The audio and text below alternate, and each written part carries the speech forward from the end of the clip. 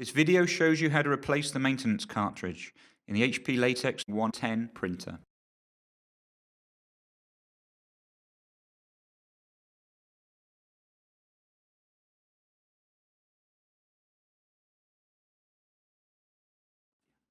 When the front panel prompts you to replace the maintenance cartridge, you should replace it. On the printer's front panel, press the ink icon. Then replace maintenance cartridge. The maintenance cartridge will automatically be removed to the position for removal. Open the maintenance cartridge access door.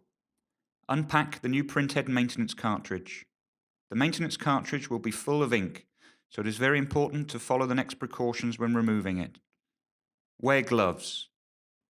Take the cleaning cartridge out carefully and horizontally to avoid splashing. Always handle and store the replaced maintenance cartridge upright to avoid spilling any ink. To remove the cartridge, just slide it out using the handle on the front. When you've slid it out part of the way, take it with both hands. Be careful, it is heavy. Remember to slide it out horizontally to avoid spills as it is full of ink.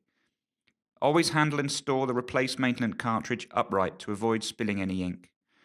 Remove the plastic cover from the new maintenance cartridge.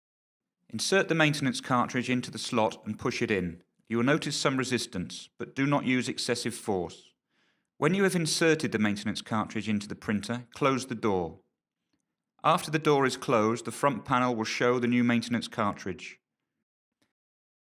You can find additional helpful videos at hp.com/support videos and on our YouTube channel.